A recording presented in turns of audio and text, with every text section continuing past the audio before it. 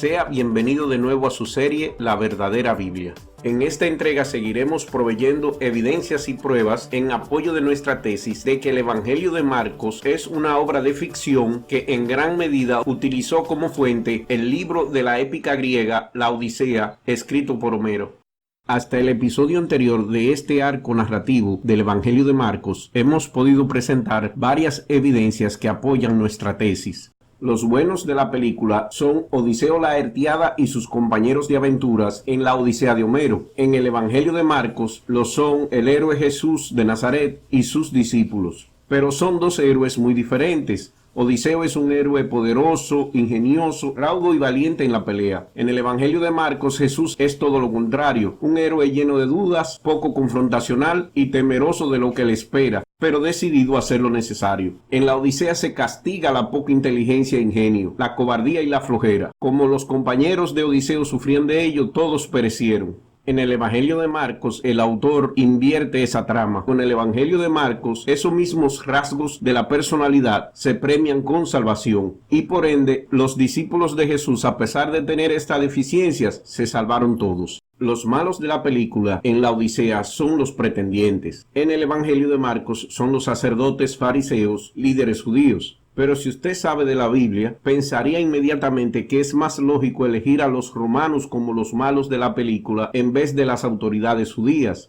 Marcos quería mantenerse fiel a la narrativa de la Odisea. Es probable que este evangelio haya sido escrito en Roma. Era mejor culpar a los lejanos judíos que a los romanos tan cercanos. Los romanos no servían el propósito de Marcos, pero un grupo de sacerdotes podían ser moldeados para ser odiados y cumplir dos funciones. Primero, alejar la culpa de los romanos y segundo, demonizar a aquellos que no habían aceptado a Jesús como Mesías. El rechazo era una amenaza más grande para la naciente religión que la persecución romana. La persecución beneficia, el rechazo no. Los compinches o sidekick son los compañeros de viaje de Odiseo en la Odisea de Homero y los 12 discípulos en el Evangelio de Marcos. También pudimos identificar las técnicas de escritura y peculiaridades de las historias, como los frecuentes viajes en barcos de los héroes, identificando la peculiaridad de que solo en el Evangelio de Marcos Jesús utiliza barcos frecuentemente, cosa que no ocurre en los restantes 3 evangelios.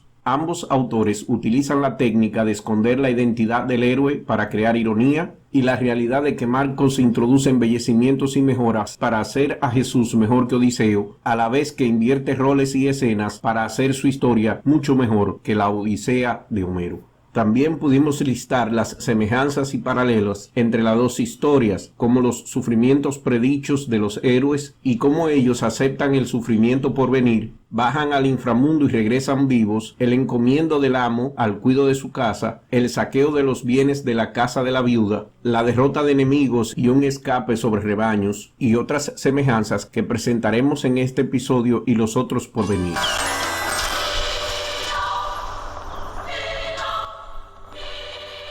En el episodio anterior vimos cómo los pretendientes devoraban la casa de la viuda de Odiseo en banquetes y fiestas, donde abundaba la comida. La próxima prueba en apoyo de nuestra tesis está relacionada con un banquete en especial, uno que todos ustedes conocen. ¿Se habían dado cuenta ustedes que en la comida que se le preparó a 5,000 personas, donde Jesús hizo el milagro de los pescados y los panes, en el Evangelio de Marcos, no habían ni mujeres ni niños presentes?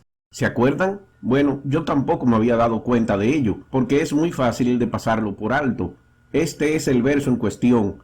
En Marcos capítulo 6, versículo 44, los que comieron de aquellos panes fueron 5,000 hombres. ¿Y por qué este verso presenta un problema y lo incluyo como evidencia que apoya nuestra tesis? Bueno, el griego utilizado aquí tiene una palabra específica para referirse al género masculino, aner, que es usado para distinguir un hombre de una mujer, y no es lo mismo que la palabra griega antropos, que significa hombre de manera genérica como si se refiriera al género humano. Prueba de lo que Marcos quería decir en esta parte de su evangelio es que solamente 30 versos antes de esta historia del milagro de los panes y los pescados, él utilizó la palabra antropos para referirse al hombre como la gente, como la raza humana, y no como el género masculino.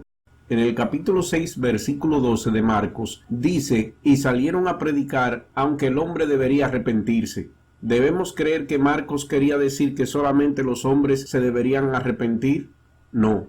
La palabra en el verso 12 es anthropos, que significa hombre en el sentido del género humano. Todos los hombres, incluyendo mujeres y niños, deberían arrepentirse. Si Marcos en el milagro de la comida hubiese querido incluir a hombres y mujeres, hubiese utilizado la palabra anthropos y no la palabra aner, que fue la que sí utilizó, que identifica claramente que se trataban de 5,000 hombres.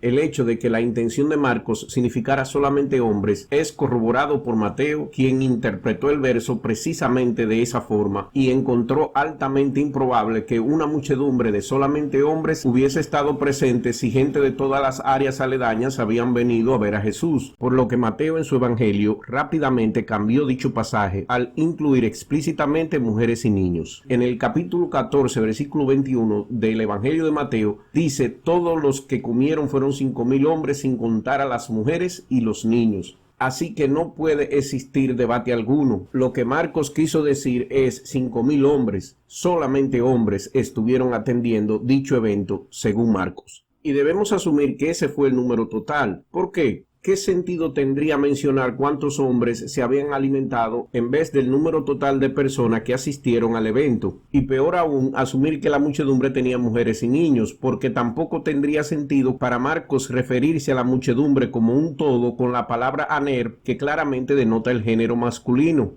En contraste, Mateo sabía que esto tenía poco sentido, por lo que lo aclaró en su versión de la historia. Ahora se preguntará usted, ¿qué tiene de importancia estos 5,000 hombres?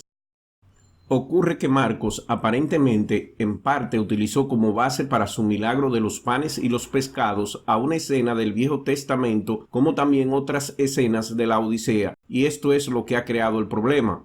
Es casi seguro que Marcos o su fuente basó el milagro de la multiplicación de los panes y los peces en el milagro de la comida del Viejo Testamento de Elías, donde éste alimentó 120 hombres, realidad que explicaría la razón por la cual Marcos solamente eligió hombres. Existe también algo en la Odisea de donde Marcos pudo haber sacado esta idea, ya que no solamente explicaría por qué habían solo hombres, pero también el porqué de la cantidad de hombres alimentados. Según la explicación dada por el señor Dennis R. MacDonald de la página 86 de su libro Las Épicas Homéricas y el Evangelio de Marcos, libro del cual saco información sobre la relación que existe entre este evangelio y la obra griega, cuando Telémaco, hijo de Odiseo, acompañado de la diosa Atenea, llegaron a Pilos, ellos presenciaron una fiesta en honor al dios de los océanos, Poseidón, que se celebraba a la orilla del mar, en la cual los celebrantes se sentaron en una formación de 9 unidades de 500 hombres cada una, o sea 4,500. Más tarde, Homero deja bien claro que en esta fiesta solamente participaron hombres de Pilos. La fiesta solamente para hombres en Homero se debe a la naturaleza de la misma, un sacrificio de los marineros para asegurar un clima y mares favorables de parte de Poseidón. Los 5,000 que Jesús sirvió en la orilla del mar de Galilea también eran exclusivamente hombres. Marcos no da ninguna justificación del por qué solamente había hombres. Mateo más luego, al darse cuenta de dicha incongruencia, añadió las mujeres y los niños. Las correlaciones de estos desembarques a la orilla del mar y la alimentación de 4,500 o 5,000 hombres no son accidentes. Esta incongruencia no es más que otra pista de Marcos al lector para que identifique cuál ha sido su fuente.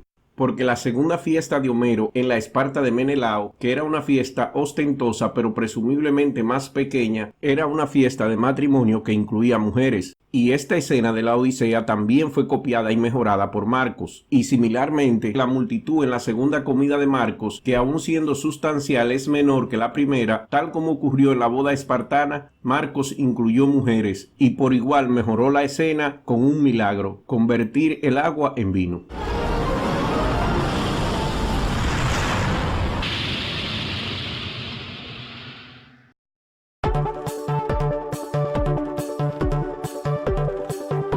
Si desea ayudarnos a hacer mejores videos y con más frecuencia, utilice los enlaces que se encuentran debajo en la caja de descripción para que, si desea, nos patrocine por videos o mensualmente por Patreon, o nos done sin más compromiso por PayPal o tarjeta de crédito.